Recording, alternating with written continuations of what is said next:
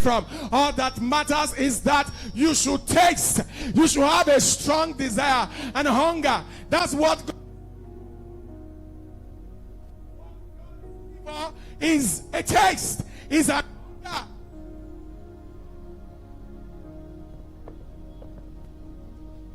All that God requires from you is to hunger. Hunger, hunger, hunger. One thing that is lacking our generation today is an hunger for God. Many people do not have that hunger. Though they go to church, though they read their Bible, though they pray, but there is no hunger. Without a hunger, without a strong desire, you can never be drunk. You can never be drunk. To be drunk, a man that is getting drunk does not care about where he is, who is with him, or he doesn't care about where he is. I was not going to talk for long. That's why I make you stand, but you can sit down.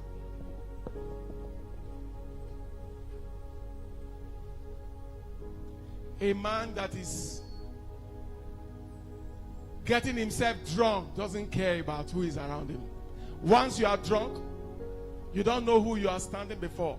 There's just one man in my former office, and this man, when he's drunk, he behaves very, very abnormally.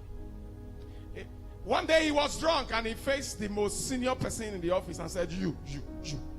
He was doing like this, you will go outside. You will not come back here. I was talking to the chairman. Because he was drunk, he could see beyond. Drunkenness brings you to an era, to a dimension in the spirit where you don't care about what happens in the physical. Many of us, we are too troubled with what is going on, and that's why there is no hunger. There is no hunger after God, because we don't even understand it. We thought we do, but we don't. Jesus said, if any man tastes, let him come and drink. And there is a level to which you drink to, and you begin to overflow with it. It brings you to a place of overflowing, and that is drunkenness.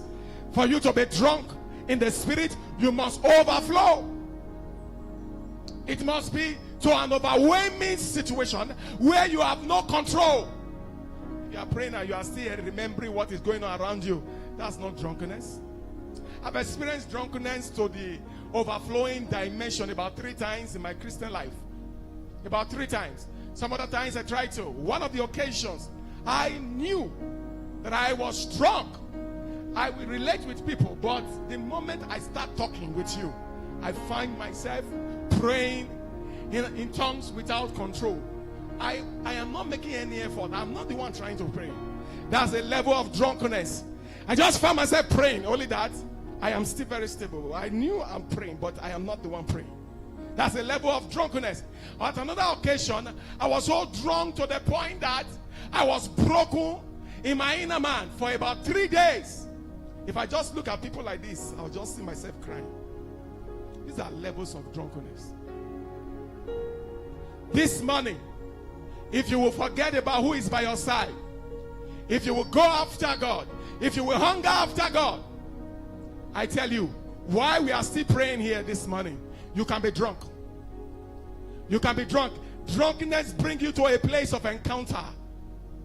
It brings you to a dimension where you begin to see into the spirit realms, where you begin to see splashes of light and see the dimension of God, the Father of light, with whom is no variable, there's no shadow of turning.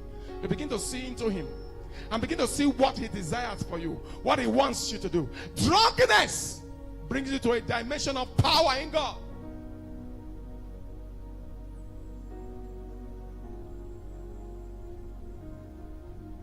So that it will not look like we did not read the Bible. Let's go to the book of 1 Samuel. 1 Samuel chapter 1. Let's just read through it. 1 Samuel chapter 1 from verse 9 to 15. Let's see a woman that was drunk. So drunk that even the priest was carried away and didn't even understand what was going on with her. Verse 8, from verse 8 please. from verse 8 to verse 16. Let's read. Then said Elkanah,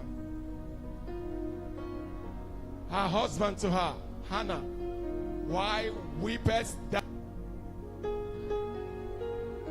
And why eatest thou not? And why is thy heart grieved? Am not I better to thee than 10 sons?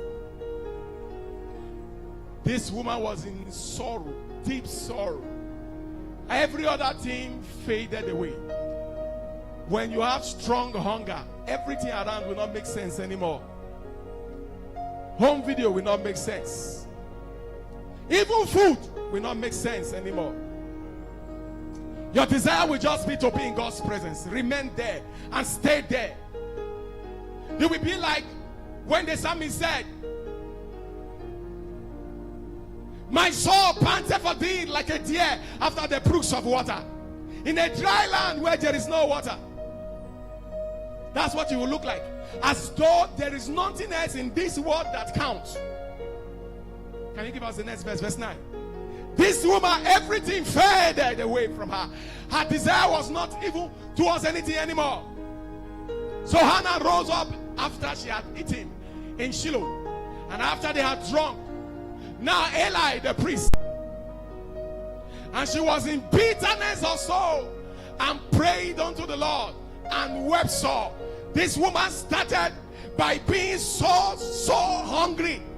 Bitterness of soul. Hunger brings bitterness. Why is this not happening? That's hunger. When you begin to ask questions, why are things like this? That's hunger. It means that you are getting closer to a time of answer. Verse 11.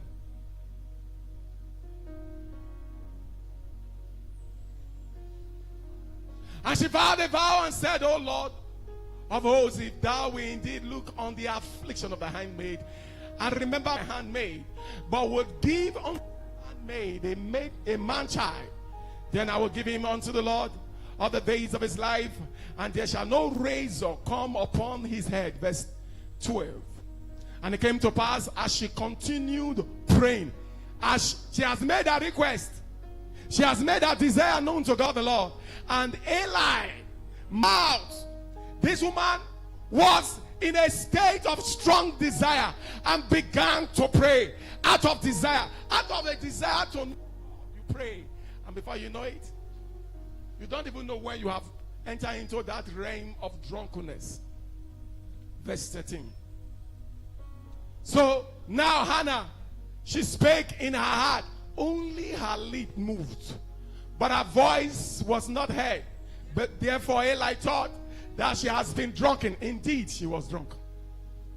Her lips began to move. Do you know, she didn't even realize where she was anymore, because she was so carried away. And Eli noticed. Only, see, a drunkard does not know that he or she is drunk, but the people around him knows that this man is drunk, because he does at some of those things that actually show that he's drunk. Is it not so? Eli looked at her. The way this woman is praying, she's drunk. Because her steps were no more ordinary. Her steps were out of the ordinary. Her move were out of the ordinary. Her mouth was out of the ordinary. Everything she does was out of the ordinary. She was now completely in the realms. She was drunk. Verse 14. Verse 14, please.